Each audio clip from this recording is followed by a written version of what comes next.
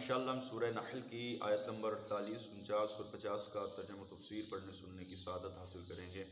اعوذ باللہ من الشیطان الرجیم، بسم اللہ الرحمن الرحیم۔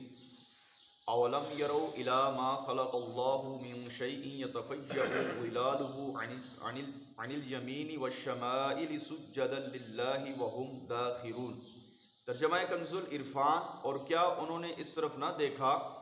کہ اللہ نے جو بھی چیز پیدا فرمائی اس کے سائے اللہ کو سجدہ کرتے دائیں اور بائیں جھکتے ہیں اور وہ سارے عاجزی کر رہے ہیں۔ اس آیت کریمہ کا خلاصہ یہ ہے کہ اللہ تعالیٰ نے سایہ دار جو بھی چیز پیدا فرمائی ہے اس کا حال یہ ہے کہ سورج طلوع ہوتے وقت اس کا سایہ دائیں طرف جھک جاتا ہے،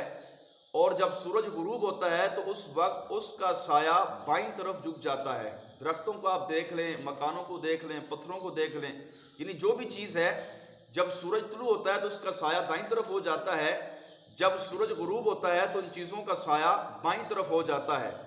فرمایا یہ ان کا سایہ ایک دوسرے کی طرف منتقل ہونا، یہ اللہ تبارک و تعالیٰ کو سجدہ کرنا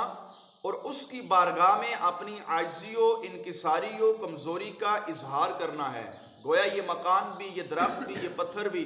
جو چیز سورج کی وجہ سے سایہ دیتی ہے، تو فرمایا یہ ان کا سایہ یہ ہے کہ یہ اپنے رب کو سجدہ کرتے ہیں اور یہ اپنی عاجزی و انکساری کا اظہار کرتے ہیں۔ تو یہاں پر انسان کو سوچنا چاہیے کہ ایک وہ چیز ہے جس کے پاس عقل نہیں ہے، جس کے پاس صلاحیت نہیں ہے، اور بعض چیزیں ان کے اندر بے جان ہیں،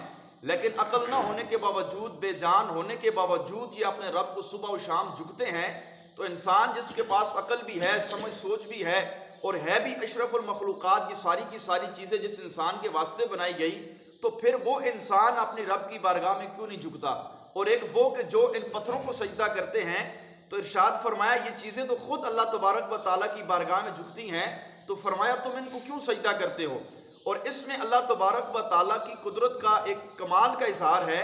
کہ جب سایہ دار چیزوں کا یہ حال اپنی آنکھوں سے دیکھتے ہیں تو انہیں چاہیے کہ وہ اس میں غور و فکر کر کے عبرت و نصیحت حاصل کریں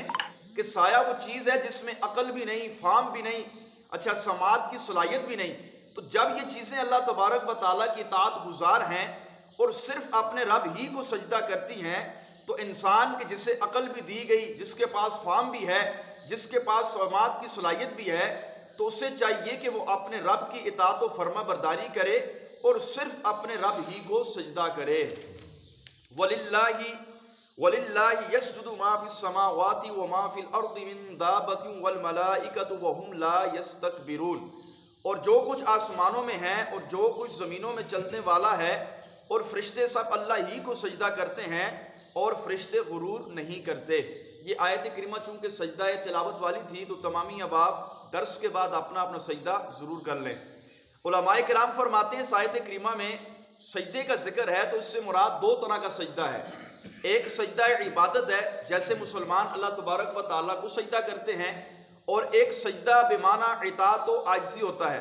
جیسا کہ سایہ دار چیزیں، یعنی جو سایہ دار چیزیں اپنا سایہ دیتی ہیں،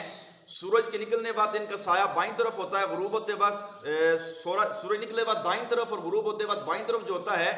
فرمایا یہ سجدہ بمعنی اطاعت اور عاجزی ہوتا ہے، اور ہر چیز کا سجدہ اس کی حیثیت کے مطابق ہے۔ مسلمانوں اور فرشتوں کا سجدہ سجدہ عبادت ہے، اور ان کے ماں سوا جتنی چیزیں بھی اللہ کو سجدہ کرتی ہیں وہ سجدہ بمعنی اطاعت اور عاجزی کے ہوتا ہے۔ اور یاد رکھیں کہ یہاں آیت میں سجدہ سے مراد اطاعت ہے، نہ کہ اصطلاحی سجدہ، یعنی جو درخت وغیرہ اور مکانات وغیرہ جو رب کو سجدہ کرتے ہیں، فرماتے ہیں جیسے ہم سجدہ کرتے ہیں اس سے مراد یہ سجدہ نہیں ہے، یہ سجدہ بمعنی اطاعت اور عاجزی و انکساری ہے۔ اور اگر باقاعدہ سجدہ بھی مراد ہو تو یہ بھی درست ہے کہ اللہ ہی کی ذات ہے کہ جس کو سجدہ کیا جائے، اور وہی اس ذات جو ہے اس بات کی مستحق ہے، اور کسی چیز کی حقیقت ہمیں معلوم نہ ہونا یہ ہمارے علم کی کمی ہے، اور اس بات کی نہیں کہ وہ چیز ہی نہیں ہو سکتی۔ جیسے آج کل لاکھوں سائنسی ایجادات سے پہلے لوگوں کو ان چیزوں کا بالکل علم نہیں تھا جو چیزیں آج ہمارے سامنے ہیں، تو فرماتے ہیں اس سے یہ نہیں ہو سکتا کہ وہ چیز ہی نہیں ہو سکتی، بلکہ بہت ساری ایسی چیزیں ہیں جنہوں نے ابھی آنا ہے اور جو ہمیں سمجھ میں نہیں آتی، یہ ہمارے علم کی کمی ہے۔ اور فرمایا وَهُمْ لَا يَسْتَكْبِرُونَ، اور فرشتے غرور نہیں کرتے۔ اس آیت کریمہ سے ثابت ہوا کہ فرشتے تمام گناہوں سے معصوم ہیں، کیونکہ اللہ تبارک و تعالیٰ کا یہ فرمانا کہ وَهُمْ لَا يَسْتَكْبِرُونَ کہ فرشتے غرور نہیں کرتے، اس بات کی دلیل ہے کہ فرشتے اپنے پیدا کرنے والے اور اپنے بنانے والے رب کے اطاعت گزار ہیں، وہ کسی بات اور کسی کام میں بھی اللہ تبارک و تعالیٰ کی نافرمانی نہیں کرتے۔ اور دوسری بات یہ یاد رکھیے گا، ہم مسلمانوں کا یہ عقیدہ ہے